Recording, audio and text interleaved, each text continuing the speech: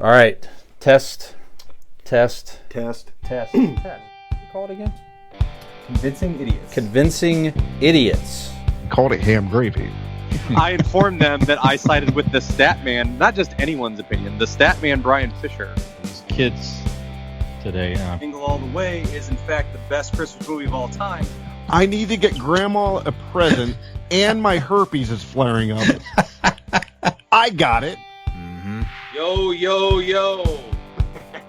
I'm the millennial We're Santa. three friends representing three different generations. That's our whole shtick. That's our thing. Mm-hmm. Nick got to hold poop. Mm-hmm. I'm standing in the sea Awesome. breeze, holding a turd, just mightily. I'm just going hitting hats. Anyway, on a lighter note, Let's do this. In 5, 4, 3. And welcome to the podcast. Welcome to the vodcast. Welcome to the broadcast. Boys and girls, welcome to the show. This is Convincing Idiots. My name's Dean. They call me the Zennial, or I call myself the Zennial. I'm Brian Gen X. And my name is Nick. I am a millennial. And if this is your first time sitting in with us, we welcome you. We are three friends. We loosely represent three different generations, as we just mentioned. There you go. And we get together once a week and talk about all kinds of nerd and pop culture stuff. So welcome. If you would like to follow us on any of our social media accounts, you can do so by Googling Convincing Idiots Linktree, LINKTREE, and it has links for you for all of our social media accounts as well as our email address, where to listen to our podcast, and things like that. So please be sure to go like us, subscribe us, rate us, review us, comment with us, do all of that stuff. We would love for you to.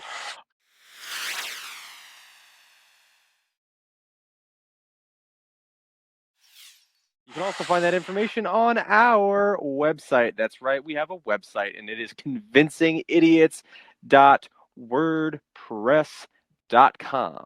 Just like we are pressing these words from our mouths to your ear holes once a week. There you go.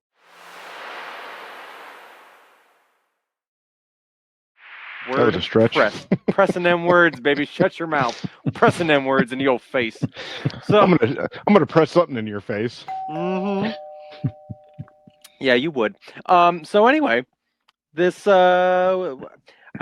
typically when we get together, we have a lot of catching up to do, but this week a little bit different. We got to spend some time, the three of us together this weekend. Quality time. Mm-hmm. We did quality time. Adventures were had. Mm-hmm. Injuries definitely were sustained. Injuries aplenty. Yeah. Compromises were made. And, compromising positions were made. That's right. Absolutely. So, Dean, care to tell us what we're talking about here? Well, I owe you two. What it comes down to is yes, you I do. Cannot, right. We talk to you for at least an hour and a half every week on here. No, that's not what I'm talking about. No, I'm talking about you guys helping me move. Well, what did me move? My beautiful, wonderful, and lovely girlfriend has moved in with me. I tricked her into that. I don't know how, but she did. And you guys helped her move from her apartment here to my place. And I got the same chloroform rag I normally use on Nick to get him out of the house. Yes, and I got to return that to you, Brian. Thank you. Yeah. Yep. So we used it on her and got her over there, and it's too late now. At least all her stuff's there. Right. So it's more of an inconvenience now for her to leave. So. Well, what was interesting? You'll be reading about it in the papers, yeah. Mm-hmm. You remember the old? It was a trope they would do in movies or TV shows for like New York City, where the guys would open up the jacket and they would have watches hanging down across, like a bunch of like fake Rolexes. Mm-hmm. When I asked for a rag and chloroform, Brian actually opened one side of his coat, and it was a bunch of different rags, and then the other side different brands of chloroform. It was amazing. He really took care of me. Different sizes and textures of rag. You got to be prepared. Yeah. At one point, he said, "Let me try." I mean, that's all I remember. What he other than that, when I came to, we were You know, he was putting his shirt back on. Hey, wait a minute. I have a feeling something fishy happened. Something Fisher happened. Fishery. Yep. Yep. Dean woke up and Trademark. thought he had a dream. He was riding a bike. Silverback gorilla. Riding a bike without a bike seat on it for 25 miles. Date What a rape workout. jokes and name word play. That's fun. That's what you're here for, people. That's what you're here for. Mm-hmm. Welcome. So if you haven't already, please go like, subscribe, rate, and review on all the social media accounts. Yep. And I can't say the word tit. Never mind. I think you just Anyways, did. no, I didn't say the whole. I didn't say the whole phrase. Okay. So, anyways, you guys graciously came and helped me, and once again, like I said, Yeah, we didn't do when it for you you. We help- did it for Megan. That's true. Right. But when you help somebody move, you owe them a favor. Like the next thing either of you two ask me, I cannot say no to. Ooh, that really So ignites the imagination. That's part of moving. That's the social contract you sign. Is you cannot say no to the next request. So use it wisely, gentlemen. Use it wisely. Mm-hmm. No, but it was good. We got everything in a lot. It was cold. It started out where I went to this. I'm not going to name the brand, the company, because it's a national company where you rent a box truck and you Move haul the things stuff yourself, right? You Mhm. move the things yourself, and and they this new YOU. YOU Right, haul it. haul it all over the way yourself in said box truck. But 21st century is great in a lot of things because we have these phones and these tablets and you could do everything at a touch of a button. Well, I chose the option to go to it was a closed building, but the truck was there, and you put your information in the phone, and then they confirm it by pictures and whatever, and then you go and put the lock. They give you the combination for the lock on the door. Open it, keys there, you go.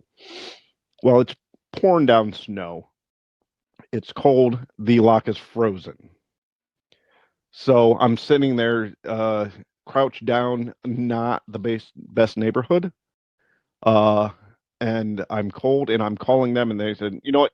Let's just go to another location. They send me all my information to another location where actual people worked there. I say people very loosely. These people that were working there seemed a little sketchy, a little shady. Okay, that's fine. The transmission in the truck didn't quite work the way any vehicle probably should.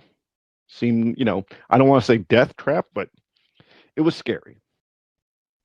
And then I went, and that's when I met up with you fellas, and I moved a lot of things, alone on my back across my shoulders. I would just carry, like I'm pretty sure I carried a washer with one hand up the stairs and threw it in the back of the truck. That's how I think you're recall mistaking that. the word washer with tray table. Oh. Yeah. Well, I did serve drinks to you guys, so. So yeah, but moving went well, and well, the washer actually, I do recall you moving a washer. It went a little differently though than what you had just described. Well, no, that's pretty much how it went. Brian, you remember it that way, right? And it'd be just one. I may have put it around my shoulder, but one arm nonetheless. Right, Brian? Yeah. I would like Brian to say how it started, and I will explain my unique view of the second act of the washing machine story. Brian, what do you remember about the moving of the washing machine? Yeah, I think I recall from, first of all, when Dean unhooked the water, the hoses, the water was also still on because Megan had done a load of laundry that morning. So Dean unscrewed the hose. Yeah, probably for the first time in several weeks, got a hot water poured over his body. It started right in the face. Yeah. So, yeah, Normally, Dean is used to having hot things sprayed in his face, but he was surprised. He was surprised at that moment, and he was just like, "Oh, this is a thing. This is the thing. This is the thing." Good. And got the hose in the wash tub, and then he started to we positioned the washer in a way that was a little precarious. Well, going up I the think this is basement Nick. steps. I think this is Nick's. Yes. Side. What Oh, yes. Yeah. So what do you recall, Nick, from that? Being that the part? pal I helped Dean. Dean and I lifted this washer, and as we're going up these rather narrow basement stairs, You were at the top. I was at the top. You were at the bottom. I had the like front, always. just like always. Dean on there, power bottom as he is, just heaving and hoeing. I had the front bottom end of the washer, right? Dean had the back, the back plate, I guess, area of the washer, where he going upstairs. I'm pulling, he's pushing, because we're safe boys and we're smart. We tucked the cord into the front or the top part where you load the laundry in the washer there. Pour the water out too. Absolutely, yep. We did. And as we're going up, and at a certain point, the washing machine, the lid opens, tips back, and with a thunderous metal on skull bonk on Dean's head, as we're walking up the stairs, which was from my vantage point a couple steps higher and looking down over him. Just quite a sight to behold, just to watch him just get beat over the head as if it was a chair match in the WWE. Just bam, right over the top of the head. And the most challenging part was not dropping my part of the washer on him because I was laughing so hard. I may have said a curse word. But Brian had the point of view of being kind of next to me. Perfect. And watched it from that point of view. Yeah, that's pretty good. It's like if we each had like cameras in our heads that we could replay. I would have as it happened, and then you'd have the 360 view from Brian on the side and the bottom, watching it as here's a different angle. Oh, there you see it come right down, and really just sludge him right over the head, just boom, right there, knocks him out, knocks him out cold, boom, down. Actually, have you thought about that? We're all familiar with washing machines for the most part. Sure. I assume we all do laundry here. The door is not, it makes a loud sound there, but it's not heavy, so it wouldn't have knocked you out. But what if it startled you to the point to where you lost your footing, and then the next thing that happens from there would be that washer is lying on top of you because you were under the washer. I mean, even if it killed me, that's fucking funny. Yeah. I would say that at your funeral. It probably wouldn't go over maybe that well, but I would probably be like, to be fair, he would have thought this was funny.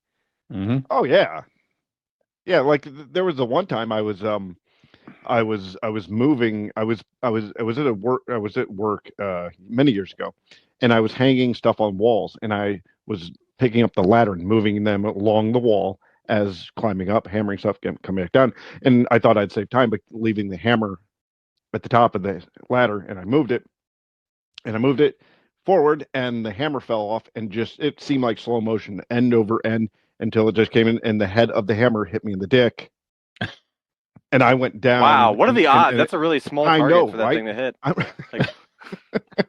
What are the odds it would actually hit in that intricate of a place? Right there.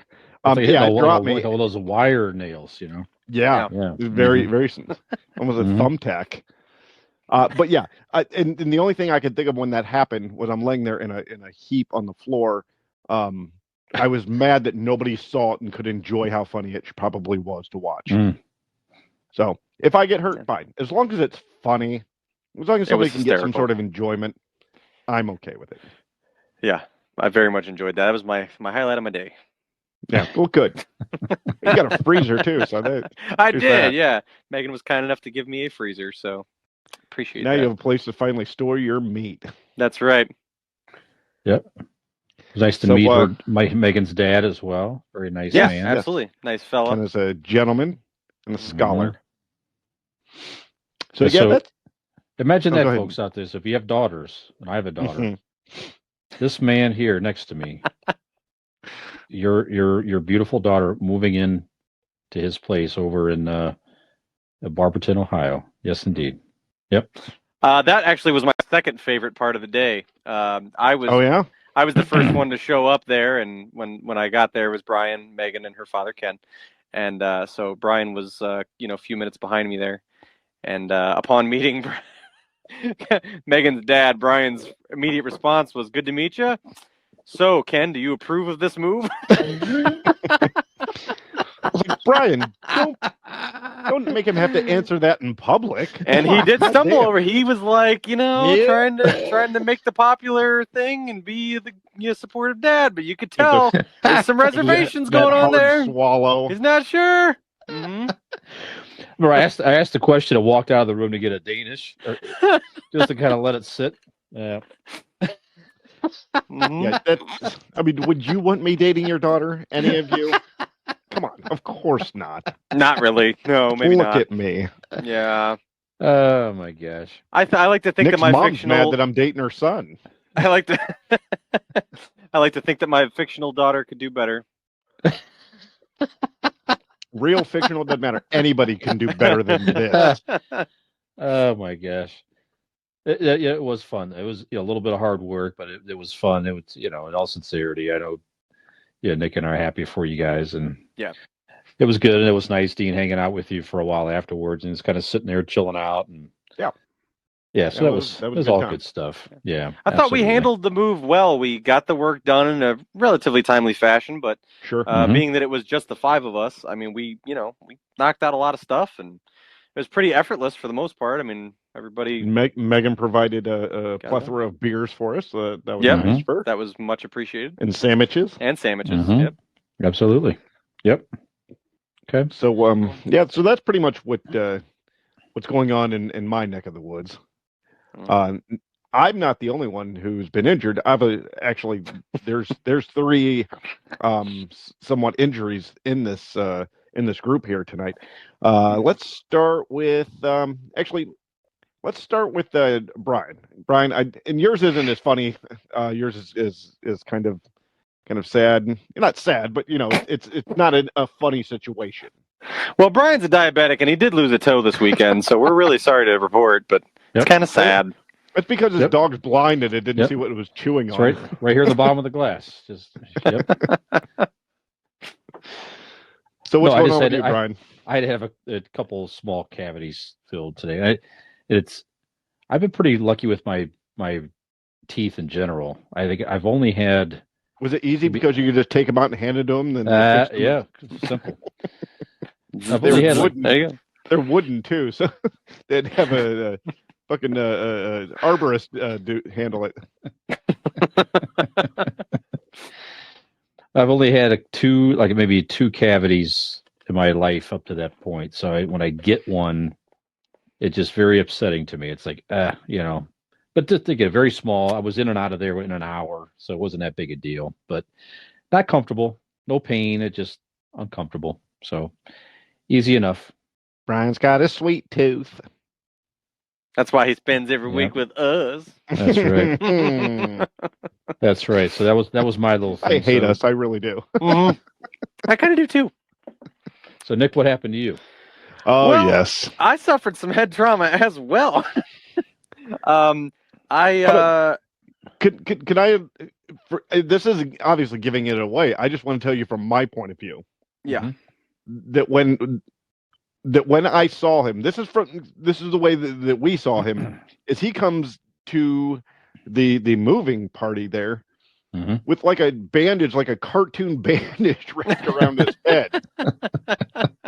Like the bicentennial drummer guy, you know what I'm talking about? Yes, exactly. Yeah. Absolutely. He's playing a goddamn fife. Yeah, had the blood on the rag and everything like that guy. Like, is that real blood? The flag never touched the ground. Just added it for effect. Yeah. And I still found a way to pull my ass over there and help move Saturday, That's despite true. probably being concussed. Look at that. What a friend. So go ahead and tell us how said cartoon injury happened.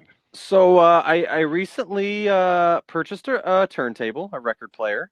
Very excited about that. Love it, by the way.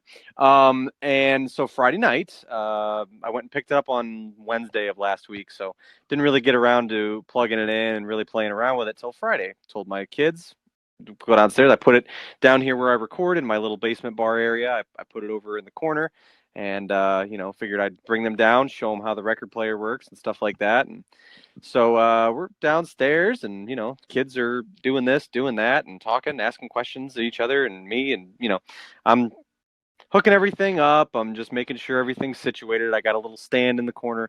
In each corner, as you see behind me here, this is one corner. The record player is opposite this corner. I have an L-shaped shelf on each wall that holds my toys, my adulthood toys. And so as I am getting everything We all got together, 'em. we all got them. Yep. I, rarely do I walk into the corners of the bar because I don't. There's not usually, and my fridge over here sticks out far enough to where I don't, I'm not endangering myself.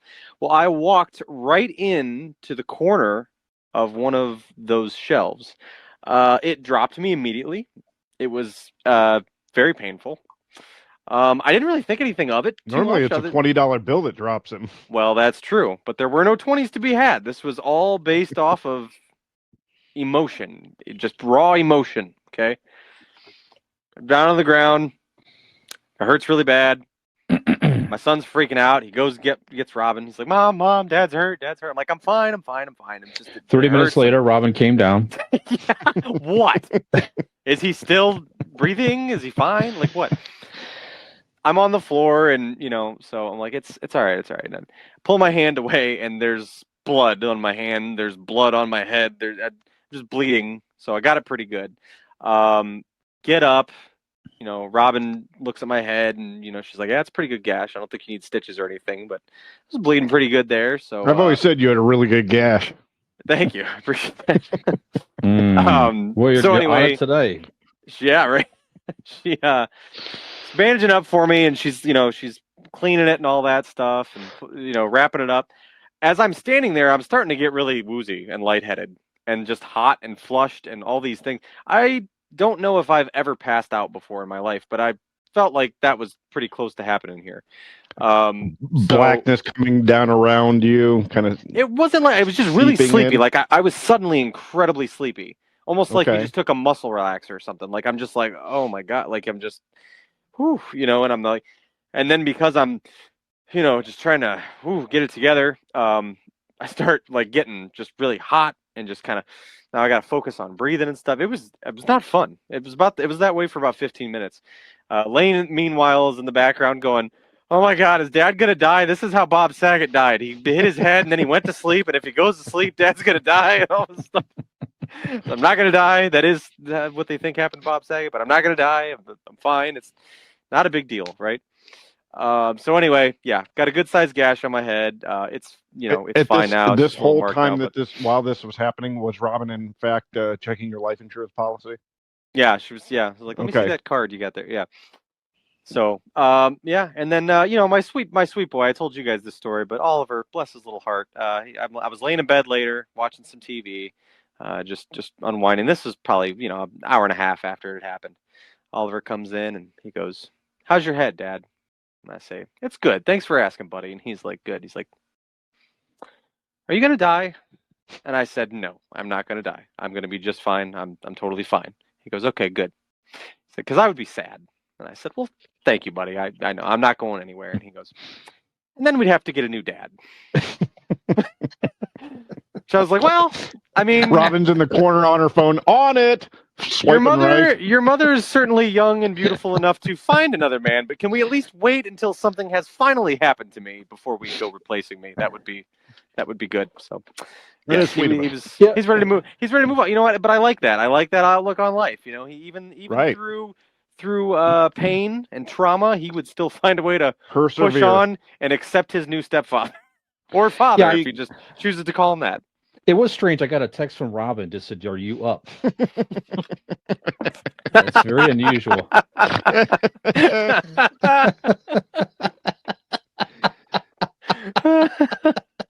Brian's on it tonight. Yeah, He would if he answered that text. Yeah, right. Cavities be damned. I'm coming over. yeah. And I'll then, be there. An NVM shortly thereafter. I'm like, okay, strange. Now I know. Yep. It all ties together. Yep. I'm See, just my son impressed that knows- you knew what NVM meant, so that's good. Mm-hmm. I'll give it to you both because I don't know what you're talking about. Never mind. Never mind. NVM. Oh, okay. Never mind. Yeah. All right. Was this because your daughter you know this, or Yes. I was going to say, how do Is you there know some such kind of hit Yeah. message board that I should be on? How Right. did you know this? that I don't know information? about? No, for kids, it's already texting is not fast enough. You have to shorten everything. So you can't even type. You can't even type OK. K. Okay, real K. quick. K Test. or KK. K Nope. or KK. Yeah. K is not all right. This is Yeah. a fun game. This is a fun Okay. game. Right now, I'm Go going ahead. to give you one. Tell me first- if you know it. Okay, Nope, just go real ahead. quick. I've Go just ahead. got a few. Yep. Okay, TBH. Wait. Go ahead. TBH. Mm-hmm. I know this one. Oh, two big hoes. You're telling your buddy to come over because you got two big hoes over your house. No? To be honest. That's right. That is correct. Oh. Ding, ding, ding, ding, ding, ding. Brian is correct. I was close. Yeah. All right, give me another one. Okay. BRB. Bring your boys. It's time to party. Bring your boys, BRB. It's time to wow. Be right back. He's as hip as he is literate, ladies and gentlemen. There we go.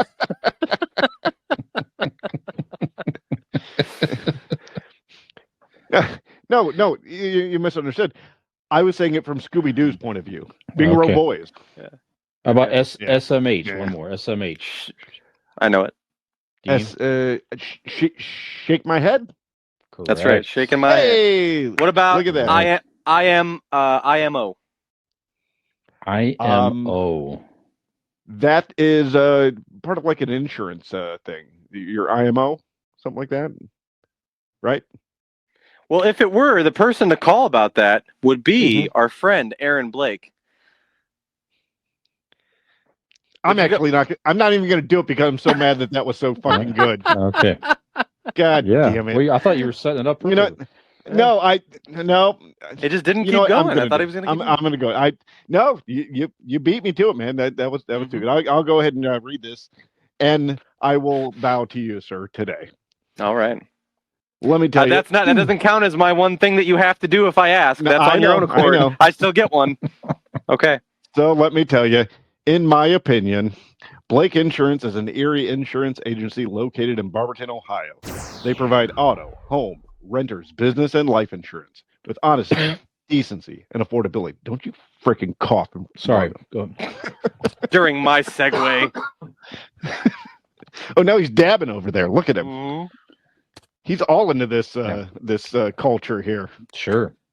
Erie Insurance. I don't know. Erie Insurance is above all else in service. You want to call 234-571-5359 or visit BlakeInsuranceLLC.com for your free 5-minute quote today. And make sure when you call him, tell them that this week's winner of the Segway competition is Nicholas.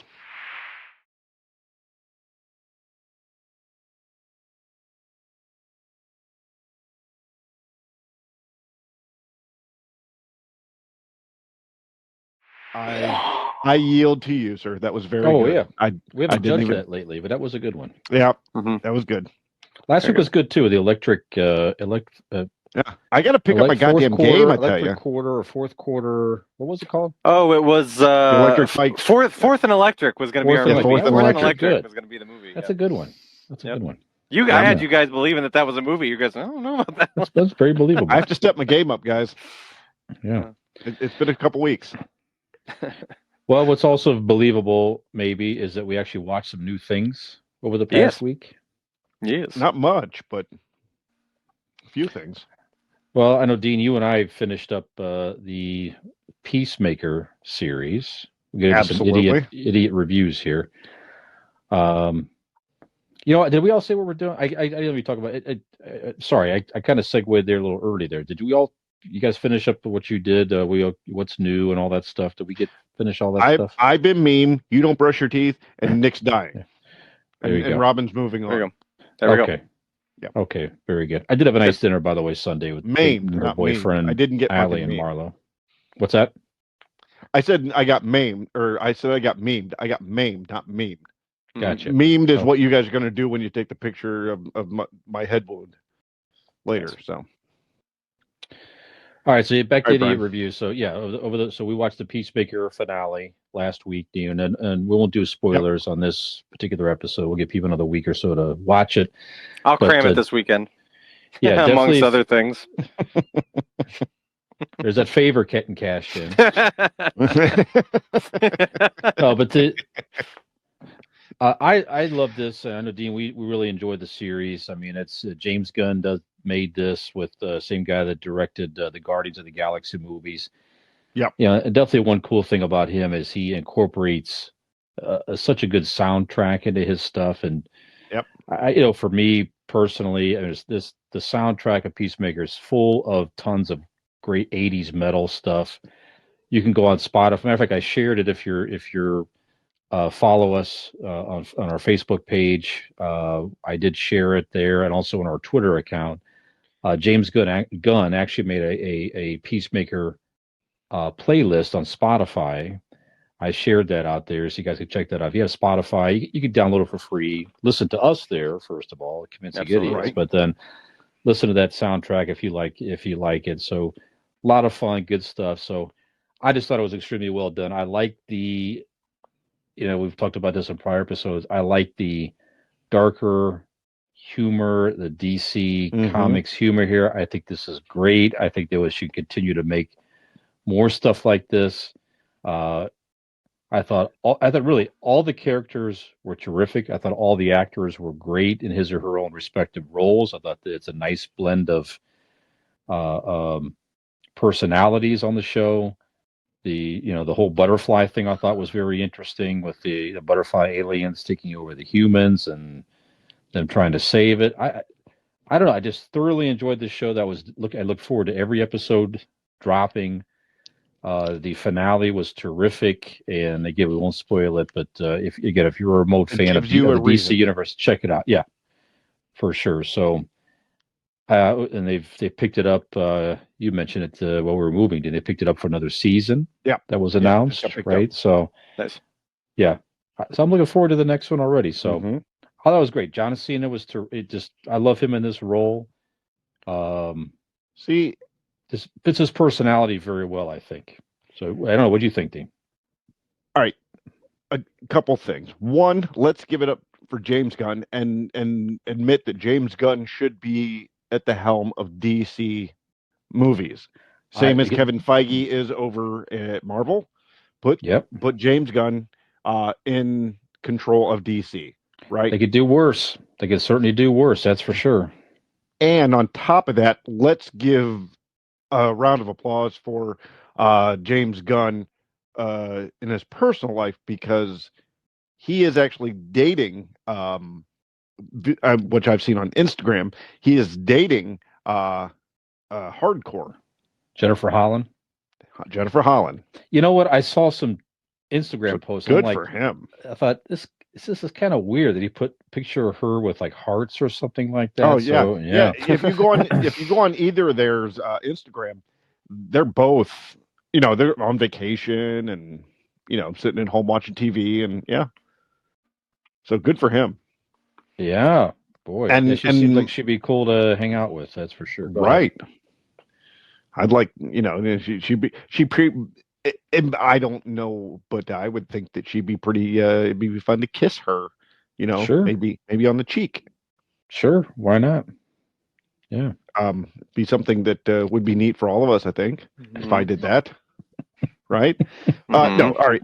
And another thing that, who would have, if somebody would have told you, all right, let's give it, 5 years ago, that John Cena would put out something this well received and you would like this much. Would you believe it? No. I wasn't even convinced when the show started. I was like, do I need a Peacemaker show?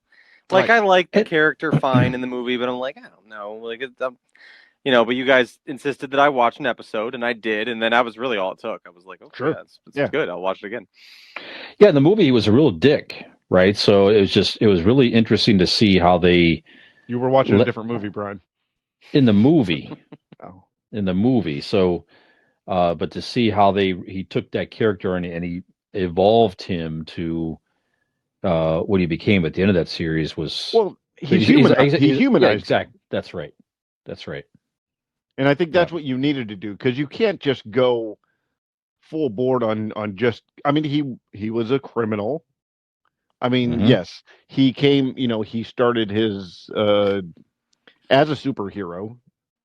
In the universe, he started as a superhero, went too far, would do anything for quote unquote peace, and killed a bunch of women and children, like he said, and so you know what I mean. I mean, he's a bad guy. So you can't have a series and just have him have a few raunchy quotes and expect you to get behind him and support him. This character. So they had to humanize him. And I think John Cena, not along with the writing, his performance, he really did humanize him. I thought he did a great job, giving not only life to the character but depth. So sure. Absolutely. And him pairing off with Vigilante, I thought was terrific. I love that character. That's another one that, yeah. In the first episode, I'm like, I really hope this isn't like an actual character that's going to be on here, because he was obnoxious. Yeah. But fuck. Yeah, we all agree. He was one of the best characters there. Yeah, so far he's my favorite one. I mean, I'm not done with it yet, but because he's so he has been my favorite so far. Yeah. Yeah. Yeah. Yeah. It's like I like how they never explained it, which is perfectly great. Sure. He's a busboy, a nerdy guy, nerdy look to him, got the square ring glasses and everything like that. And somehow, some way, don't care to know how. We don't need to know his backstory. Nope. I hope they don't. Just somehow he's a super killing machine. Yep. And that's it. With ninja skills, and he's exactly right. We don't need to. Yeah, it doesn't matter. We don't care. It's just cool that the guy. It's very believable in this world that guy is just a super killing machine and just can kill without any sense of remorse or anything of the kind. Just enjoys it, and it says he enjoys it. Right. So and there's no empathy or to this guy at all. You know what I mean? He's just adult. Right. But he's fantastic. And another one, Danielle Brooks. She was in Orange is the New Black. Oh yeah. She was Violet or Leota Amanda Waller. Yeah, Leota. Yeah, Leota. Yeah, I can't. I'm going with her name because I'm reading this and I can't pronounce the character's name. Sure. Abadeo at Adebayo, I think it was. It was close to that. But she was another one that I didn't. Her name's Abadeo Adebayo. Leota. I was trying to pronounce Adebayo, and I was just trying. I kind of repeated it. I see. But yeah, I ended up enjoying her. Like, that's another one that gave so much depth to her character that could have been a throwaway side character, right? But the way she portrayed her and gave her heart, she had a lot. She had a lot of baggage. The character did, and I think she played it, perfect. I think everybody played it perfectly. Sure. For what the series called for and because if you're gonna, like we say about a lot of things, this is nerd culture. This is sci-fi action, whatever you want to call it. A, you got to suspend disbelief, and B, don't look for Casablanca.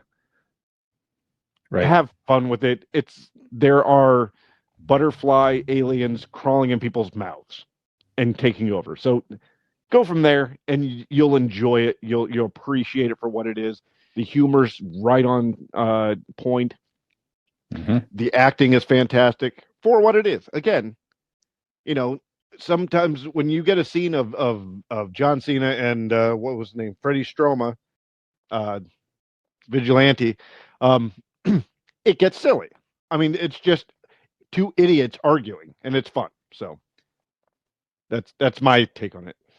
Yeah, that's right. And to see the evolution of the team, how they all were very fragmented, and they're just kind of thrown together and to see even the team come, evolve, and they're there for each other at the end, and really become a solidified unit is terrific. So definitely sets up another series. They could have ended it here and it would have been just fine, but it sets it up very nicely for another season.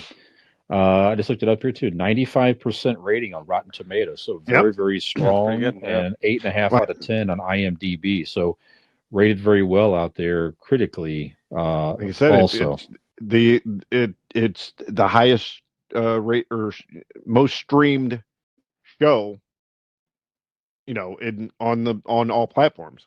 Yeah. At least that's what I read. I don't know how true it is, but that's what I read a bit ago. Yep. But I lie a lot, so what are you gonna do? Well, What are your it's- sources? I don't know. It's This certainly cat over believable. here. All right. So highly recommended. If you haven't watched it, check it out on HBO Max. You will not be disappointed. Again, it's not the Justice League. It's not nicey. It's dark. If you like the Suicide Squad movie, the newest one by James Gunn, you will definitely enjoy the series and enjoy the soundtrack while you're at it. Humor wise, it's almost DC's answer to Deadpool. Deadpool. Yeah. Humor wise. Yeah. Yeah, it definitely has that sort of Sure. that feel to. I enjoyed this. Honestly, I enjoyed this more than Deadpool. I really did. Yeah, I me can't too. stand the Deadpool movie, so I did like. I mean, I Deadpool- like it a lot better than Deadpool. Yeah. It just it's. I like Ryan Reynolds in that role. He's perfect in that role, but it's just a constant. He's Yeah. trying too hard. This- That's Yeah. was my whole thing with it. I was like, I feel like the script was written by a middle school kid that was like, let's see how much stuff we can say like in the short amount of time. It's like Right. it's trying too hard for me. That's the way I took it. But Yeah, it's definitely got a sort of that darker Guardians of the Galaxy sort of type feel. Like we're thrown together as a team and we're making it. It's that sort of feel for me a little bit there too. But anyway, yeah. So check that out. Have you guys seen anything else? I picked up a couple things. Go ahead. What else did you see? I actually haven't. I've been moving, cleaning, arranging, so I really haven't had a chance to watch anything. Crying, Consoling Megan. Yeah. Yeah. Mm-hmm. Nick probably is the same. He probably watched a bunch. He probably finished Peacemaker, but the blow to the head, he doesn't remember. yeah, I gotta the last half of the season just fell right out of my head, so I gotta go back and rewatch. Yeah. He didn't know how to tie his shoes anymore. That's true. Well, to be fair, I don't know that I ever actually had a firm grasp on that. I kind of, twisted them up and stuff until they stayed. So I don't. I mean, I think it might have been I don't know if it was the most traditional way to tie the shoes, but yeah, I got the laces up off the ground. That's what counts. That's what counts. That's right. That's right. Brian, did you watch? I don't know if you watched any of the NBA All-Star Weekend this weekend by any chance. It was in Cleveland. So Friday. Friday was the rookie game. It was it's like the or the future stars game or something like that. It was like the rookies versus the first year or second year players or something like that. Yep. And the skills competition. The Friday was Saturday. Friday. I didn't watch a lot, but I just checked in on it here and there and stuff like that. I turned it on Friday night. I watched a little bit of the celebrity game, which I got to tell you, when you watch... Was Jaleel White in there? Huh? Was Jaleel White? What did he play? I don't know. I don't know. Urkel? Oh no, not this year. Not this year. All right. Yeah. No, just watching people like regular people play basketball really makes you appreciate how good those guys are. Because I watched it for a long time and the score stayed 7-5 for like a really long time. And they were well into the first quarter. And it was a lot of missed shots, a lot of missed rebounds, a lot of missed assignments, but defensive collapses and they didn't matter. Nobody scored. It really the little bit of it I watched really made me you kind of lose track of just how talented those guys are, and they make it look so effortless. That was Friday, and then Saturday was the skills competition. That's I think typically the highlight of All-Star Weekend. That's when you get your dunk competition and your 3-point contest and all that stuff, and different skills. Usually the dunk contest is the main event, and it was again this year. Did you watch the dunk contest? Either one of Brian or anything? I didn't. I saw the highlights. So there is an actual I didn't think I knew you were skills moving competition. The Cavs did win that, so that was cool. Yes, yeah. Like shooting at half court and making whatever shots and stuff like that. So that was pretty cool. But I just saw the That's highlights. the orange of ball that goes in the net thing, right? That's right. Correct. All right. Yes, that's All right. right. Yep. All right. See, Dean knows skills. Dean knows about the skills. Well, the dunk competition this year, I mean, was like pretty lackluster. It's like I think at a certain point you go so far with what some of these guys have done, and that like I think it also kind of creates this thing where people are afraid to compete in the dunk competition because it's not super easy to think of stuff to do, and Right. it takes a lot of time to work on these dunks and master different things. I've seen some really magnificent things in the past. This year there were a lot of guys that took multiple attempts. Some of it went on just too long. There was a rookie for the Houston Rockets, Trae Young, I believe, that he must have tried it like 40 times. It probably wasn't actually 40, but it went on a really long time. He just couldn't pull it off, couldn't do it, and so.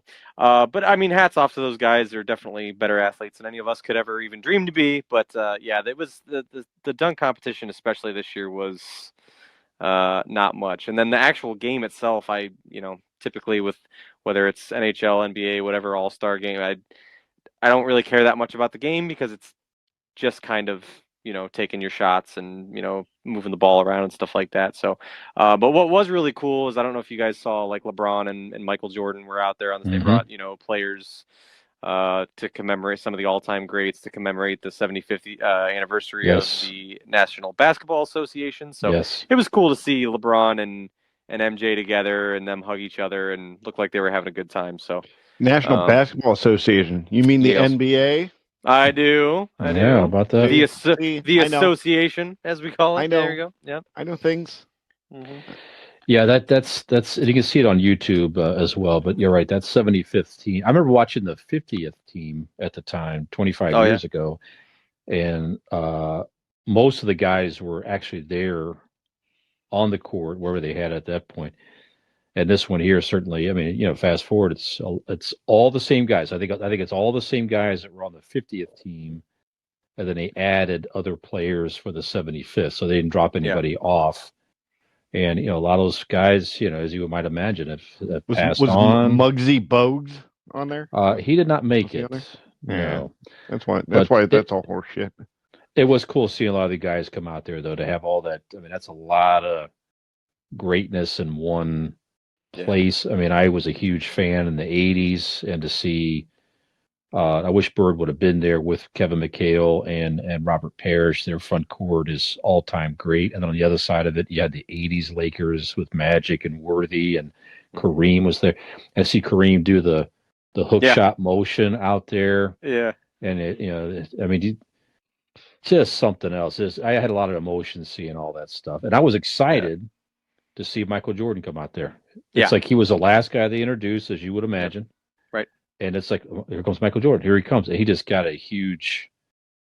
He got a bigger eruption, I think, than LeBron James in Cleveland. Oh, but, yeah. I mean, he's Michael the fucking best. Jordan. Yeah, he's the best ever. Yeah. So Kareem comes out and when they announced him, he came out and kind of did one of these deals, the arm over hook shot.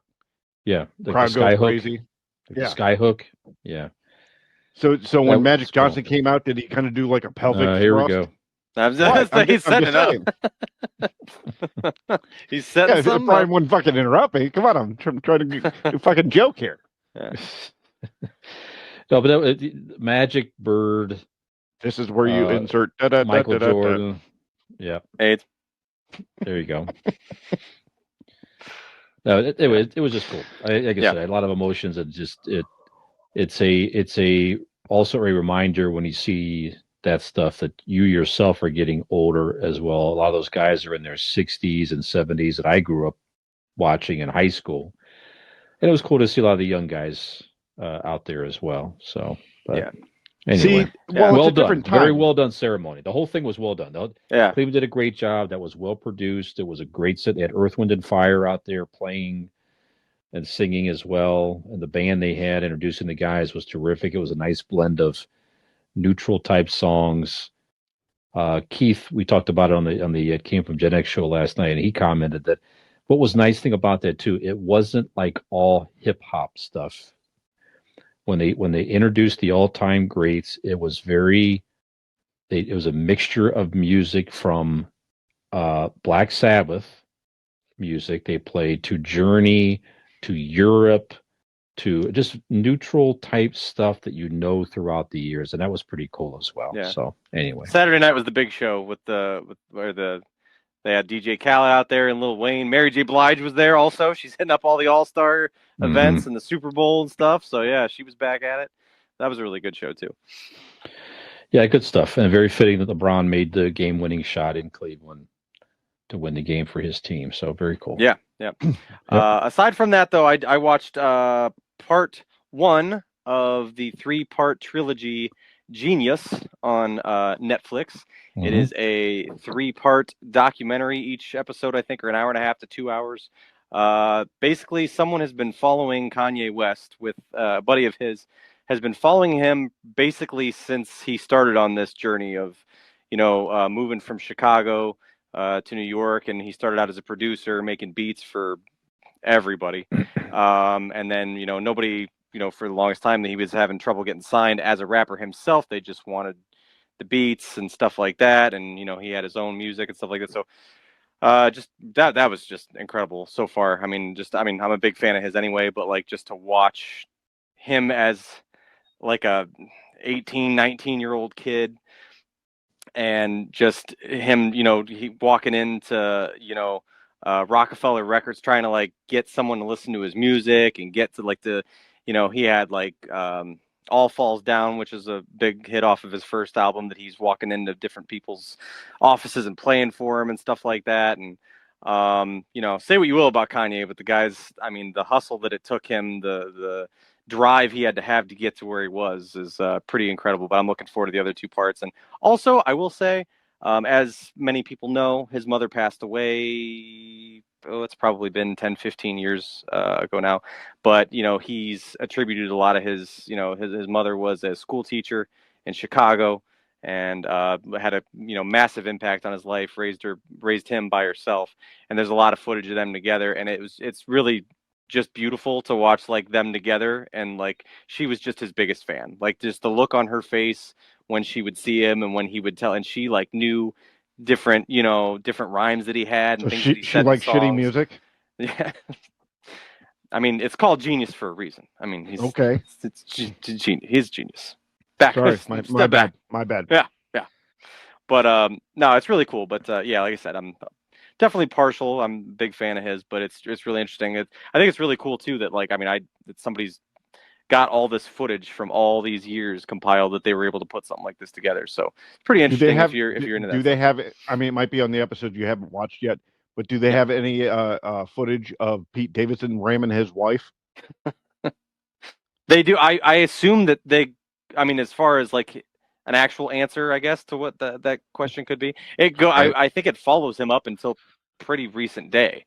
It starts out with him somewhere in India or something, and he's doing something in this weird place and laying down beats, and he gets on his iPhone. A great movie if the very first scene is him putting a gun into Pete Davidson, up against Pete Davidson's head, and then his voiceover goes, "You're probably wondering how I got here," and then it rewinds to the beginning.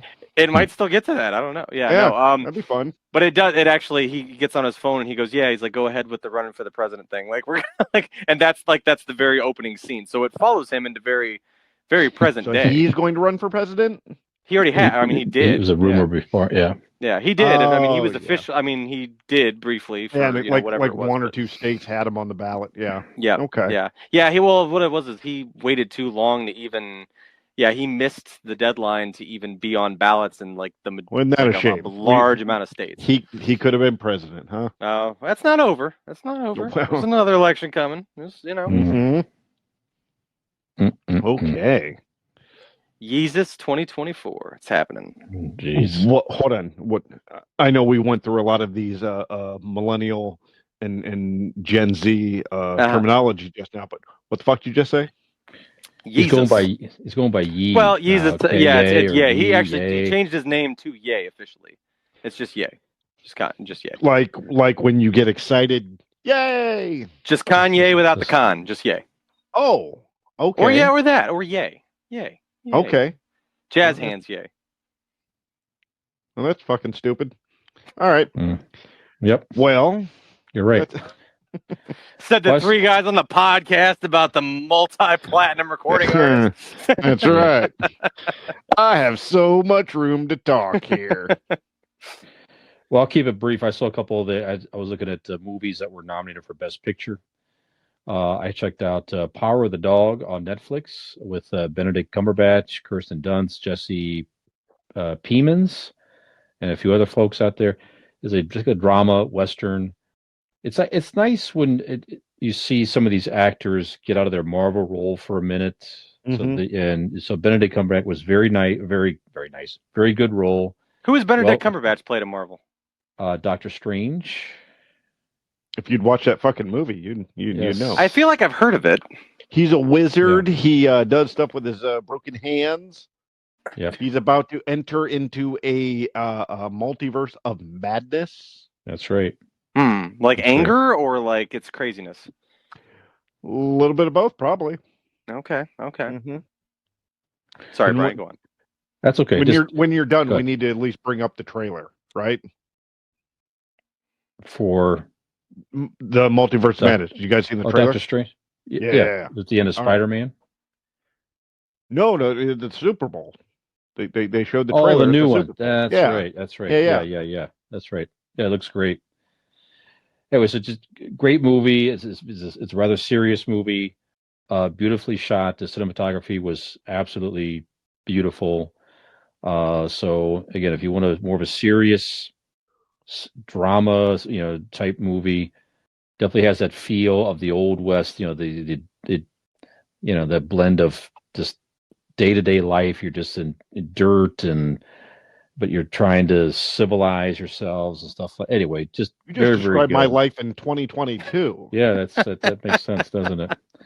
You're just in dirt and trying to civilize yourself. That's right.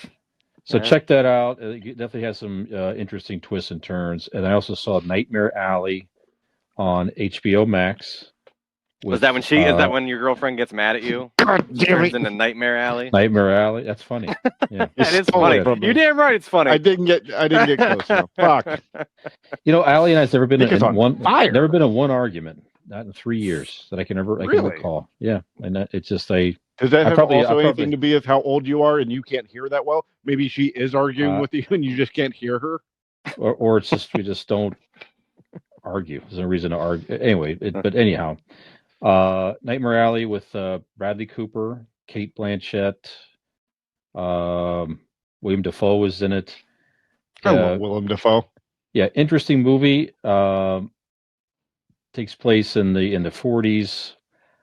Kind of long story short, Bradley Cooper becomes part of a carnival, learns the trade of a mentalist. Yeah, so it's like it's all phony and stuff like that. But he starts then he goes out on his own and he's trying to make it a career. And he winds up hooking up with Kate Blanchett, who is a psychiatrist of some very high profile people in the town. So she has inside information and recordings of their sessions.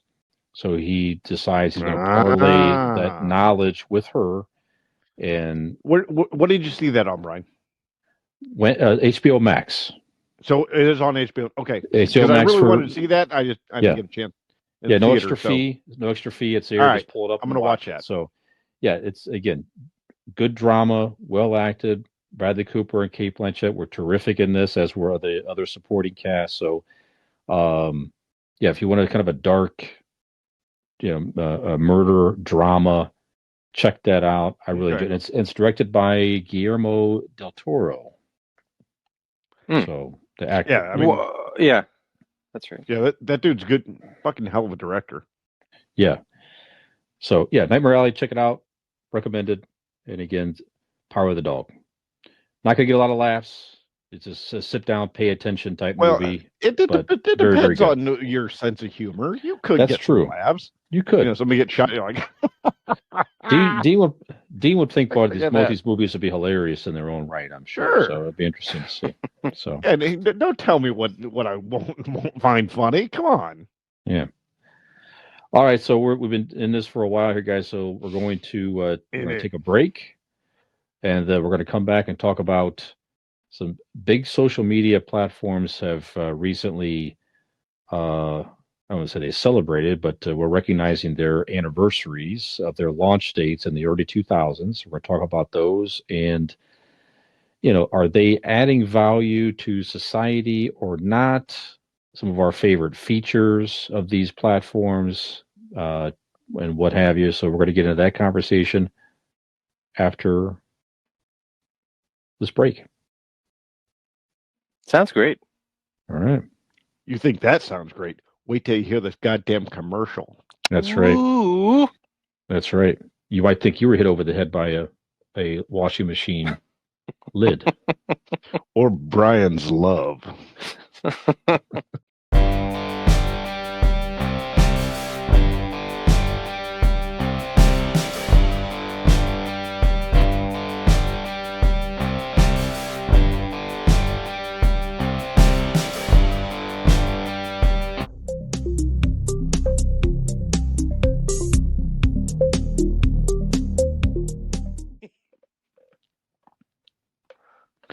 All right. Welcome back to Convincing Idiots. Yeah, we thought with this topic here, guys. So we've already running into a long episode. So if you're listening this long, we're already about an hour in. We thank you for that. We thank you for your support. So Good thing I know about long things. That's right. Dean's heard stories about long things. Well, no, I meant. Oh. Yeah, so we thought here too, you might be listening to us simply on a mini-sode. We're going to break this topic out and put it out there separately.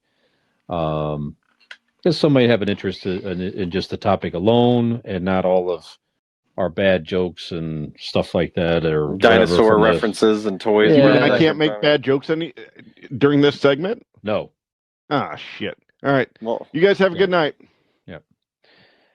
Yeah, so right around this time, we're shooting this in February 2022. We had major social media platforms all launched within a couple years of themselves, with between February and March. So let's see, Facebook launched officially in 2004, February. YouTube launched in 2005, February, and Twitter, Dean, you just said, launched in March. What year? March of 2006. 2006. So Facebook, YouTube, and Twitter. Hearing you say that, Things in My Pants just launched. So well, I'm going to help you along the way too. March of 06 is when young Nicholas became illegal. What? Wow. Yeah. Wow. That was a special day because because I wasn't allowed, in the park area. So when he became legal, that was a special day for me. Like a lion hunting down a gazelle in the plains. Just I bit your fucking neck and took you down. So, guys, talking about social media platforms, certainly all three of those platforms, Instagram's in there and TikTok's in there at some point or whatever, but those are really the big three that at least to start out. Yeah. So and they've been the longest Trinity of Demise. Running. Yeah. Yeah. I like absolutely. that. Holy Trinity of Demise. Yeah. Actually, that could be if you want to rename this podcast, you could rename this as the Holy Trinity of Demise. Yeah, because it could be us three, or it could be the social media. Right. That's actually a good name. I think podcast title at least. Episode title. Yeah, at least it's a podcast title. Yeah, that would be the episode title for sure. So, yeah, but certainly pros and cons to these platforms. So that's what we're going to talk about a little bit today. So no lists, none of that stuff. So just we're going to talk about the. My list is MySpace, Napster. Yeah, sure. Do you realize what sort of smut that I pulled off Napster? I can only imagine. That was the beginning, because the internet was in its infancy, and so you couldn't very well just type in whatever smut in your search browser, but Napster, that sharing of video files. I mean, it took a long time. You waited, you weren't, if you want to get into smut on your computer, you pull down your pants, you start typing. Now Napster, you're going to have to type in, find it. You're not pulling your pants down right away, or you're going to prematurely type in the wrong thing. So you had to wait till it downloaded, and that shit took forever. And if you're in Dean's case, I mean, better to wait a few hours to see something and be able to enjoy that, rather than however many years it would take to actually experience it in real life. So I mean, better to just do the time, wait a couple hours. It'll be better in the long run for you. Mm-hmm. Yep, that's true. That's this true. is This is the year before the wrestling album incident. That's right. Yeah, that's right. So anyway, go back to last week's episode, people. Do you smell what I'm typing? 2 weeks ago. 2 weeks ago. 2 weeks ago, the embarrassing episode. Actually, no, it was last week because it came up last week. We questioned you why it wasn't your embarrassing moment. Right? That's right. You're right. That's right. Yeah. No. It doesn't. No. Go back and listen to all of them, people. I know. No, that was your story. But you go had back in our archives one. and just enjoy the shit out of all of it. Right. That's exactly. No, I don't know.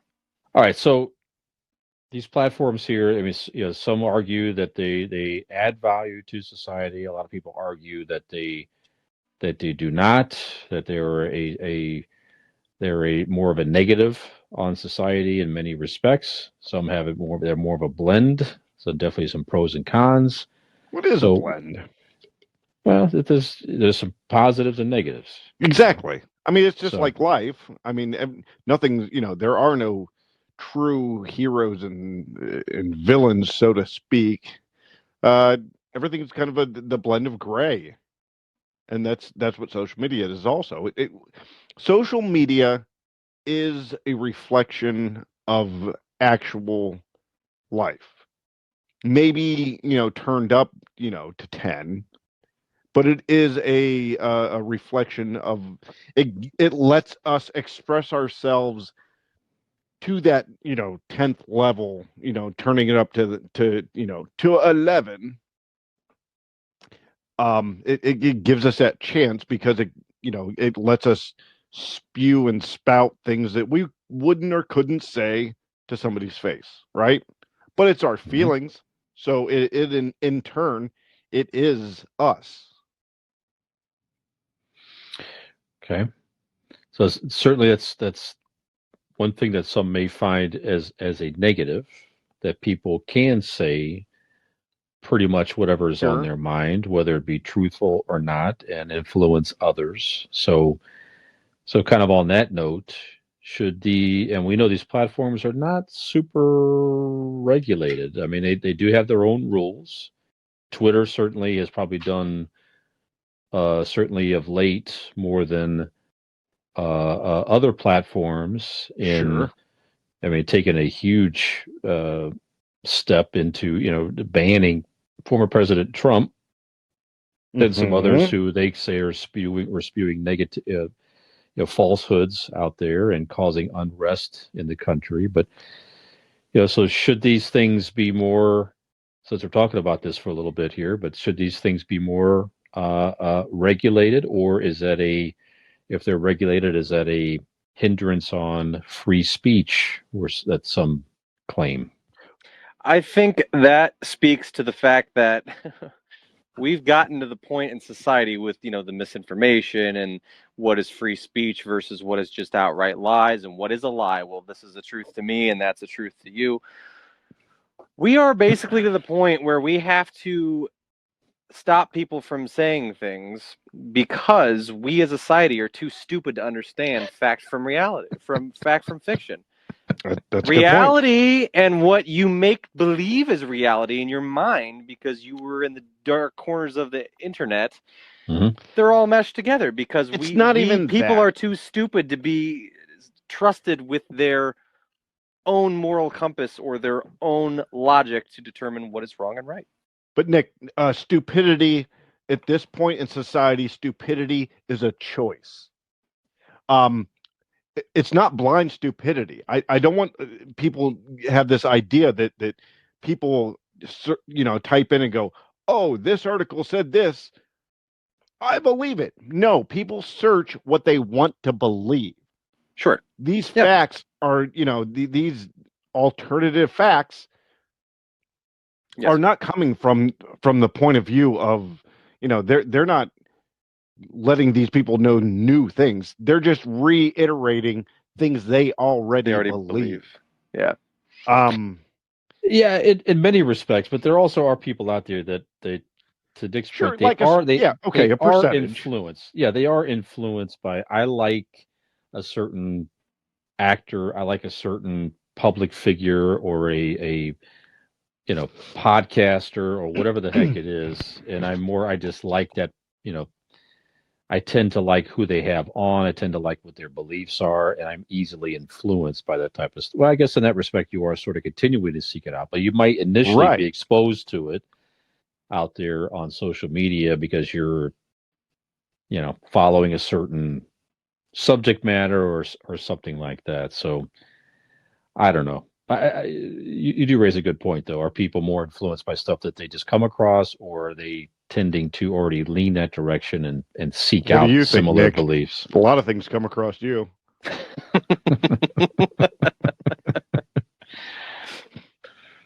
All right, so it's saying it that way. So should they be more regulated to just simply say, Trump's not a bad example there because it's like, Sure. they just completely, and some people argue that was actually a bad move to just shut up a voice, whether you agree or disagree.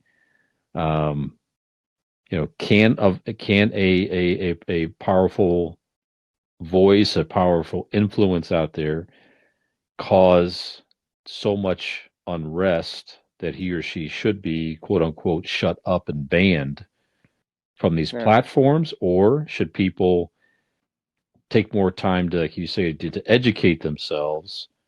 And if they follow that person, follow those beliefs, then they're still going to believe it. I mean, shutting somebody up They're from not. social Yes, media. none of this is that's- going to their change their beliefs, right? mind. Yeah, They're- to what Dean you're said, not- they're just going to side harder with the side that that they've silenced him because he's speaking the truth now. You know what I mean? Like they're That's the incredible part of part. they're part of this grand scheme to to keep the truth from all of us people, and luckily Trump's there fighting for us, trying to get us that info, but they're trying to shut him down. Yeah, if that's what you believe, that's only going to further prove that point to you, versus someone like myself would say, we're trying to save you because you're so stupid on your own. We have to shut him up to hopefully take some of this crap away from you, because It is incredible. like a cat chewing on a fucking power cord. You're gonna shock yourself. 47% of the country in the year 2022 has the argument skills of a middle school child. You can give them fact upon fact, and all they have to say is, "I don't believe that fact," and the argument's over. Where'd you hear that? The news, right? Yeah. Here is media. fact. I will Right. show you data, fact. Mm. I will show you pictures, proof, everything and all they have to say is, "No, I don't believe it." Fake news. Fake news. Fake news is the stopper of all stoppers. When you yell fake news, that is that is just equivalently of admitting going, "Nope, I don't care. I don't care if I'm wrong or right. Conversation's over." I cannot believe that 47 fucking percent of people in the U.S. just don't believe literal and actual facts, and all they can say is, or all they have to say is, "Nope, don't believe it." Not I true. actually current day work with people that You do sure not do. believe in the scientific fact of climate change. Mhm. In 2022, if there exists. Yeah. I mean, and all they got to do is, go ahead. that's, I mean, what do you do? And to you guys' To point, get to I mean, on any social media platform, they can say whatever belief I tend to have on either side of any of those subjects you just talked about. I could find a group, I could find those same opinions out there by many, many people, and that will it's not going to necessarily allow. I'm probably not going to seek out the opposite opinion and try to learn why others might feel that way. I am more comfortable. I want to be on the same. I want people to be like. I want to be around people who's like-minded, and I could find those, and I'm more at peace and to find all that stuff out there at any social media platform that we're talking about here. Certainly. I mean, well, for example, you're not going to find opposing search histories of people's. You know what I mean? Right. Like you said, you're going to search out what you want to find. Like for example, Nick's search history is only going to say why and how is fisting good. Right. You're not going to have the opposing opinion. He's not. I have my theories already. Exactly. So he's Right. going to just look for Evidence. something that's going to help and support. Back me up. Evidence. Yep. There you go. Back me up. And I'm going to back it up, and it's going to back me up, and yeah. Back it up. I'll tell you. Anything. I mean, off topic, Nick. I wrote a paper in college about it. I'll send it to you. Okay. There you go. Okay, Yeah. good. Yeah. I'd love to read Yep. it. Any Probably visual out there. aids involved? The diagrams, maybe? And Personal pictures, if that Okay. helps. that's good. That's Okay. good. Yep. That's It's out how there. Show on Brian Twitter. and I met. Hashtag Dean's paper. Hashtag Find it. Dean's paper. You find it. I like this. Okay, so in all, like to your point, Dean, earlier, people are going to tend to seek out They their are. own opinions that they side with. Shutting up these opinions is not going to sway people's No. minds at the end of the day. You need And to it's be able to have. And it's who's regulating that? Right. What are their opinions? Like, does the government get to regulate? And listen, I'm not saying like, oh, government's bad and this, government's holding us down. I'm saying who should regulate? Because, for example, Twitter regulates themselves. All the social media platforms regulate themselves.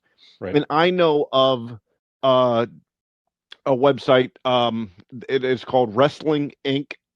And they just put out a tweet that stating a wrestler was doing this during the Olympics or said this, and it had nothing to do with the Olympics, and they were suspended for encroaching on Olympic coverage because they mentioned it in a tweet. So the whole account got suspended. You know what I mean? Like, this is what they're doing in self-regulation. Right. Yeah, Probably because the Twitter committee or somebody complained, but I'm using that as an example of like, what does regulation look like? Yeah. We know what it looks like now. What does it look like, if the government takes over? Is there a bureaucracy behind it and red tape and who gets to decide what stays and what goes? I mean, it's a question. I think it's a bigger it's a much bigger situation that needs to be looked at than just going, all right, now the government's in charge, go. I think a lot of it needs to be looked at and carefully. Yeah. Right. Well, because the dark side of it is, you're taking a positive idea and looking at kind of the I don't want to say worst case, but the bad case scenario of, yes, you can connect with people all over the world, and you can, but in your mind, when you think of that ideology, you think, oh, it's great. People don't feel so alone. People meet friends from other places. People maybe learn about each other. Well, people also can get together and be hateful together and start militias, and like it's right. It's tricky. It's tricky. You know what I mean? It is the human experiment that social is experiment, society. but on a vast scale and with a lot of anonymity involved, and it's just a whole different animal. So I don't want to, but to pivot away from all the gloom and doom that we're getting into. I was just about to the flip side of that coin is, like I said, you can connect with people from anywhere. People that, let's say, you live a certain lifestyle and live somewhere that it's, not looked fondly upon. You maybe feel really alone in your day-to-day life. Well, now you can get online and be on a community with people who are like you or have similar interests as you, or that there is a good side to that. Like if you guys like where have you the can same interest in reconnect with someone. books or music Sure. or like bicycles or electric Sure. bikes or anything like that. Oh, fuck you. Nice. Go ahead. Go ahead. I don't have the script, so I can only Okay. start it. All right. Okay. I Well, did what you did. I just bumped Yes. into it. Dean is correct. Dean is correct. There are a lot of things that you would have access to now in the social media age that otherwise you might not have had. For example, if any of us were looking to get around town, but we didn't necessarily need a car, maybe places were too far to walk, maybe it would be in our best interest to get an electric bike. And hell, maybe maybe we don't even realize without some of these social media platforms or even YouTube or to be able to see different people using different products, maybe we wouldn't even know about electric bikes or how accessible they were to us, or the fact that we had an electric bike dealer in our own neck of the woods, just in Carrollton, Ohio here. We wouldn't even be able to get the prime goods from our friends at RPM Bike Shop in Carrollton, Ohio, who sell you electric bikes. So you could go on Actually, if you want to electrically bite me, by all means. So if you go to Facebook and search for RPM Bike Shop, let's all go do a social study right now. Everybody go on Facebook, search RPM Bike Shop. There you're going to see what I'm talking about. You're going to see some wonderful electric bikes. You can also give them a call at 330-808-7792, the old-fashioned way, and get a hold of them for your very own electric bike today.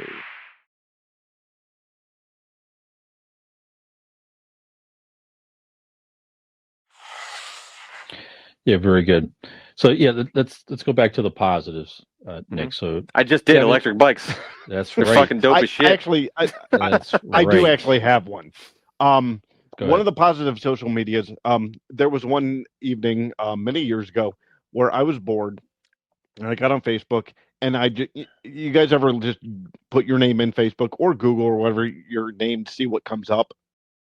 Well, I did, and Dean Harvey came up with there was 100+ Dean Harveys on Facebook. Mhm. From England to Portugal to the Netherlands to a lot in America. I mean, Canada. We were all over. So I decided to take it upon myself and start a group, a Facebook group called the Extraordinary League of Dean Harveys. And so now everybody named Dean Harvey on Facebook interacts with each other. I literally have conversations with a few that we become close, and they talk to my family now and stuff. So that's one of the cool things about Facebook or social media that I've experienced. Yeah. League of And Extraordinary Dean Harveys. not even Interesting. just Facebook, but if you think more outside of the box, social media or the way we connect with each other, Dean has actually found an actual family member thanks to all this. Like you've reconnected with an actual family member, not because of Facebook per se, but because of through Facebook. We use Facebook to kind of connect. But yeah, it was through one of those 23andMe or one of the DNA things. Mm-hmm. I connected with a half brother, that I knew about, but he didn't. But once we did the DNA thing, we and now he's part of the family. Yeah.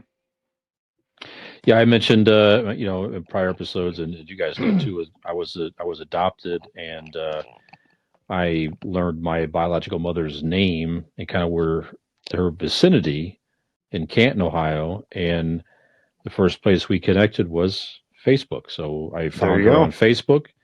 And if I could put two and two together, it had to be the same person. And I messaged her through Facebook, which is a nice thing about that because you don't have to accept those messages, as we know, but you can send a message to anybody. They don't have to answer. Right. I send a lot connected or won't not. accept my friend requests. So yeah, that's right. Too busy. Busy. Too busy buying child medium T-shirts. Ain't got time for that. That's right. And babies ain't gonna wear themselves. Yeah. So So you're right. There's definitely a lot of positives where you can find like-minded people for positive things, fun things. Like you say, there's people out there that never in normal life would you have been able to connect to without using these platforms. And then just doing what we're doing now. So there's no way that Yeah. regular guys or regular people out there without using some of these platforms could just for fun and reconnect, record something, throw it out there, and just people find it through these platforms and connect, and Yeah. people listen to you that across the world that never would have, like I said, this normal life, you never would have had that opportunity. Like in So Germany that's right. and Ireland Yes. and India. Hey, That's right. hey. That's Not right. a lot of people know this, but Nick got electronic herpes through Facebook. Mm-hmm. Yeah. I don't think we probably should tell that story, but anyways. I rode away from them on my electric bike. My electronic herpes.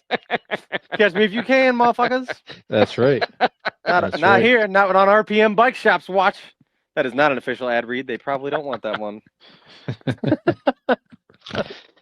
But I'll say with you guys too. I mean, you guys too. Your guys' social media for the most part is what a lot of it is supposed to be, and that is where you're putting pictures out there of your family, of your kids, and just enjoying life.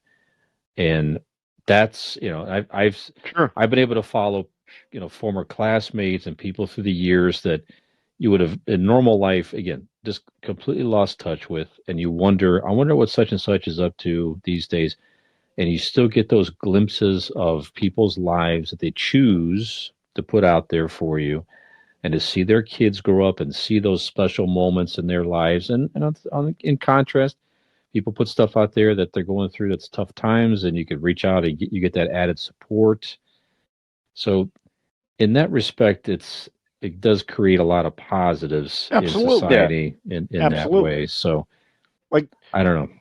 For example, Twitter, what I use Twitter for, I know there's a lot of like people arguing and giving their harsh opinions and whatnot. Yeah. I use Twitter for jokes. Right. If I have a random joke that's probably not going to land well on Facebook, or that Brian won't let me say on the podcast, I do it on Twitter because it's inappropriate and wrong. But I know that there is a like-minded group of people that I follow and follow me on Twitter that find it funny. Mm-hmm. Right. And those three people, really appreciate it. So that's right. Yep. All right. So in all, guys, so is social media adding value to society? I would call it more a necessary harmful than evil. good? How so? Be necessary as it has brought the world closer together. It has brought people in the country closer together. But like most things, there is a dark side. There is a awful side to it, which is necessary to bring the good. I think the good outweighs the bad. I think the bad is the vocal minority. I think the bad people focus on.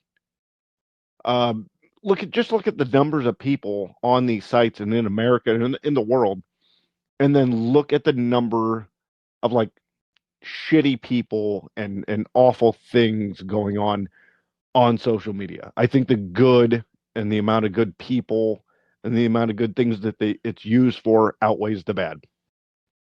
And it's also like there is like a sex side of Twitter where it's all boobs and dicks but all of those people are in agreement. It's not like you have to follow that person. Mm-hmm. So, regardless of what your niche or kink is, there is a group for you. That's what I'm getting at. Is there is a group for everybody that brings everybody. It's not just a wide net. Twitter, you have to follow somebody else follows you.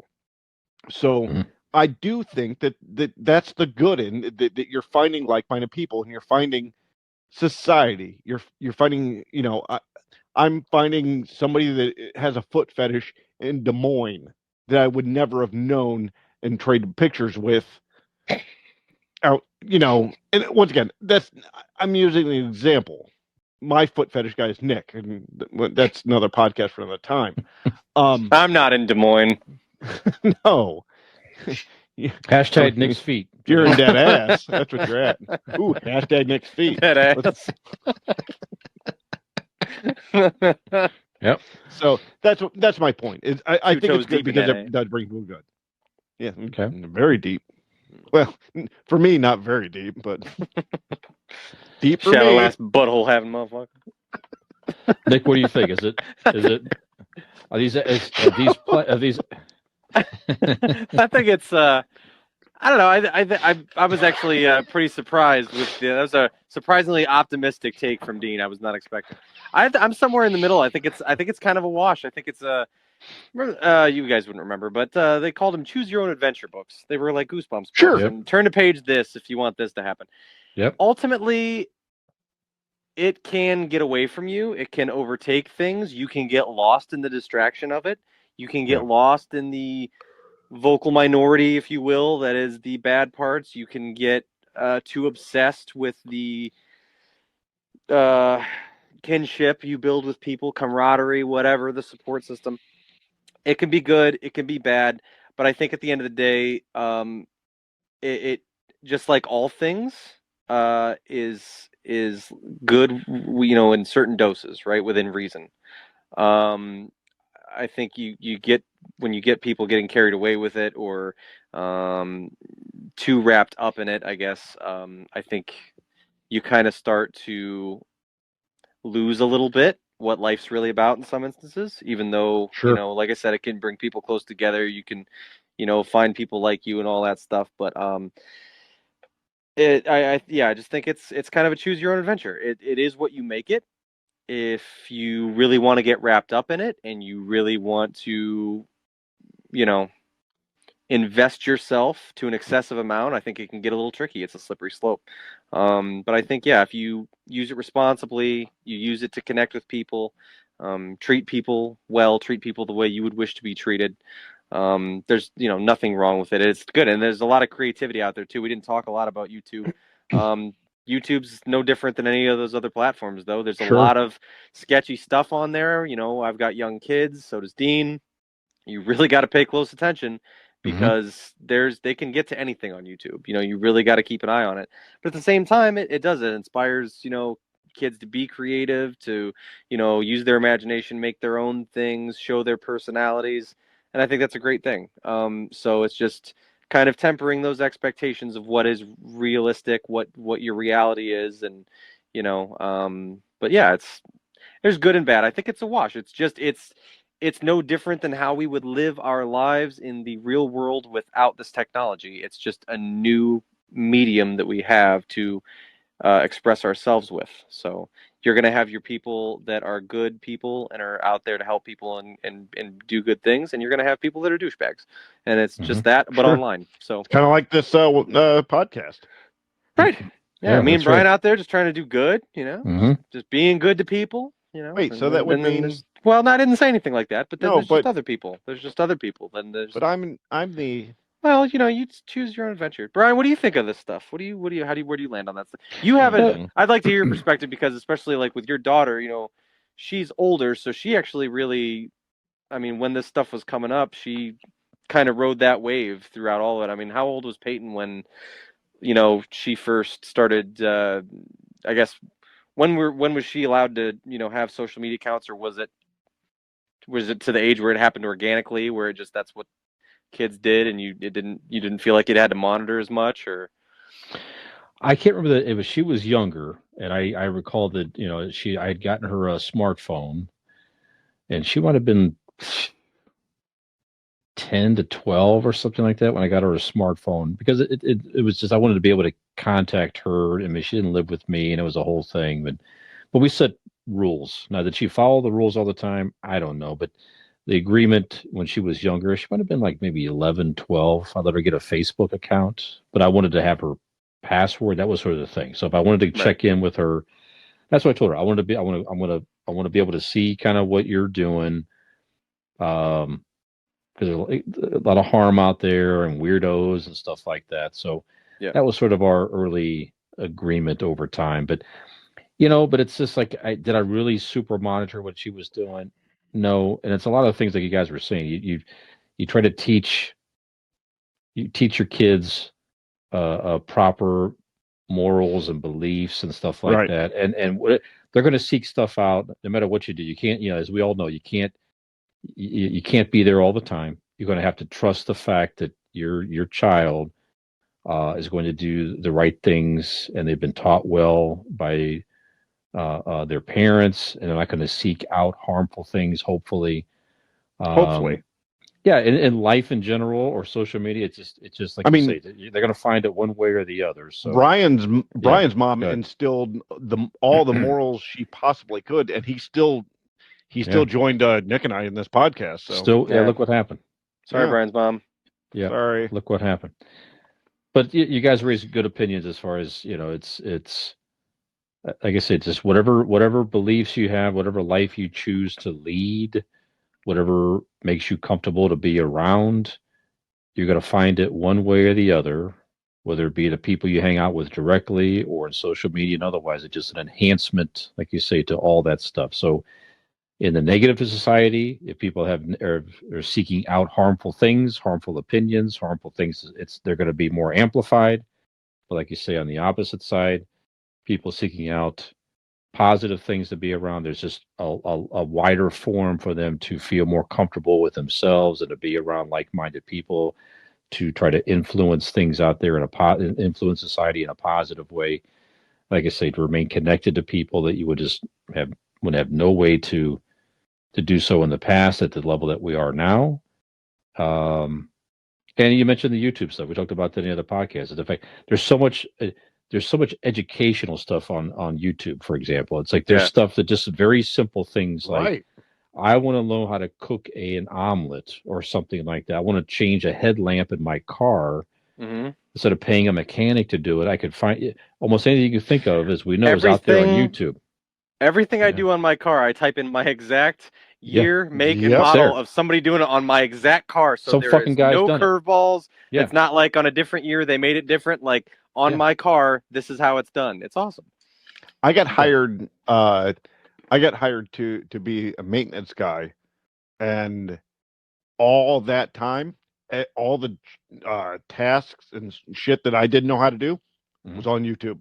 Sure. I had my phone down there watching videos as I changed light bulbs, as I you didn't know how to change a light bulb without a YouTube video? No, I'm talking about the balances Good. and the lights. Righty tighty or lefty? No, the balances and whatnot. How many YouTube videos does it take for Dean to unscrew a light bulb? 4, and I was electrocuted twice. Yeah. Yeah. All right. No, you're right though. Okay. So, interesting opinions here, guys. Good stuff. Terrific stuff. Yeah. So, just real quick, do you have any particular favorite to wrap this up here, to end in a positive? Any particular favorite channels or people you follow or anything like that you want to recommend to our listeners out there? I'll go. Yeah. New Rock Stars on YouTube. Yes. I was going to say the same thing. It's a fantastic site for if you follow Marvel mainly, but they do DC wrap-ups at the end of every episode for Peacemaker. They do theories and opinion pieces, but New Rock Stars, fantastic. I'm with you. It's like if you're into all the little nuances, they will. Here's a video Easter on eggs. all the Easter eggs in this movie, in this episode, and they call Eric everything Voss out. Does it's a lot of shit and does it well. Yeah, very, very good. Very, very interesting. Yeah. Nice. Nick, anybody you recommend? Yeah, I actually the shirt that I am wearing today, the Steve Dangle podcast, the SDPN. They are, if you're a hockey fan, they do a great job. covering the National Hockey League. They are three friends out of Toronto, big Leafs fans. That's how I got started listening to their podcast. I have not missed an episode in 7 years now. So big fan. They feel like three of my best friends that I've never met. I love them. That's just good people. To this point, I mean, I would say I'm almost as big, if not a bigger fan of them than I actually am of the Toronto Maple Leafs. Like, that's just Wow. the community they've That's a created huge over. fucking statement. Yeah, the community they've created over these years, and the people that you meet and you talk to on their Discord, and to watch them grow over the years. From the one guy started on YouTube, Steve Dangle. He would do what he called his Leaf fan reaction videos. He's been doing those now for, I think, 12 or 13 years. And these guys are all my age and stuff. Grew up around the same time. He started doing YouTube videos, reacting to every Maple Leafs game, posting a video after every single game and recapping the game. He would get people to view it while he was, going to school and stuff like that. Carried him all the way to starting this podcast with a couple of friends, and it's to the point where he works for Sportsnet, which is an equivalent to like an ESPN in Canada and stuff like that. So, I love those guys. Like I said, they put out podcasts during the season, three days a week, and in the off season, usually once or twice a week. But they've been going for about 8 years, and I don't think I've missed an episode since I started listening. So that's far and away my favorite. But yeah, big fan of podcasts and stuff like that. Listened to a lot of different ones for many years now. But that's definitely been my favorite discovery of all that. Very good. I'm going to recommend one you should listen to every week, Nick. Mm-hmm. Convincing Idiots. Thank you. I feel like I've heard of that. There is one that I listen to every week called "It Came from Gen X." Also, but I don't know if I can. I don't know if I can fit in the good. Convincing Idiots one. I don't know. Also a good one. I'll give the Convincing Idiots a listen. I mean, yeah, I doubt I'll like them, but I'll give it a shot. I'll give one too. It's I started following this guy on Twitter, Super 70s Sports. Okay. It's just, if you like retro stuff, of course, a lot of stuff, the guy must be a Gen X guy. He has to be, just the stuff that he posts. It's just tons of random photos of just old sports people, commercials, all kinds of stuff. And his commentary, I know, Dean, you would appreciate a lot of his commentary. It's just very off color and funny. So if you like retro stuff with definitely adult themed commentary and stuff like that, nice. It gives me a laugh every time I read it. The time that some of these people have, frankly, to post the stuff, like the volume, it's pretty astounding. They must have staffs of people or people like this must have tons of stuff. Sure. So I do a lot of our stuff, and you guys do stuff as well. It takes a lot of time. Anyway, the effort is something, a lot of fun. So there you go. I've got two more. Go ahead. Then I'll be done. Yep. We can move on. I have Lane's World. Yes. That's a good one. And Rad Corgi on YouTube. Both of them on YouTube. Lane's World and Rad Corgi. Yeah. I would be remiss if I did not mention that. Appreciate by the shout. Fine young men. That's right. Yes. Lane TV on YouTube, actually. I'm sorry. Lane's World is the podcast. It's a whole conglomerate situation. Okay, sorry. I can't keep track of which weeks I'm still employed by him and which weeks I've been let go for various reasons. That's right. You've been fired recently. Yeah, sometimes I've been let go, and I'm on a bit of sabbatical there, a hiatus, and I come back. He wants me back. I forgot about that. Something needs posted, so yeah. And we'd be in trouble if we were naming YouTube and channels and not mention our kids. That is correct. Yeah, for me, it's Rad Corgi. Rad Corgi, that's right. Very good. All right, so for this full episode, this mini-sode, however you're watching. That's right. So So wherever you're listening to us out there this is one good reason why social media accounts exist, is you have the pleasure of listening to us right now. So I'm sure I know we all, exactly. So on that note, Nick, do you remind folks where we can be found on many fine social media platforms? Please. On this one, I'm just going to name them off to you because we've been talking about them, right? So we're on all the hip ones. We're on YouTube. We're on Facebook. We're on Twitter. We're also on Instagram and TikTok. We have one of them fancy-pantsy email addresses as well. All of those links to those, as well as where you can listen to the podcast, can be found on our very convenient and easy to use for you Linktree. Google Convincing Idiots Linktree, LANKTREE, and there you're going to have all that information, as well as our own home on the World Wide Web. That would be convincingidiots.wordpress.com. So, for another episode, another thought-provoking, wildly entertaining episode of Convincing Idiots, I am the great millennial Nick. I'm okay. Zennial Dean. I am adequate. Gen X Brian. Have we convinced you to join the revolution, start your own podcast, and be way more successful than we have been? Not going to be hard. Hard.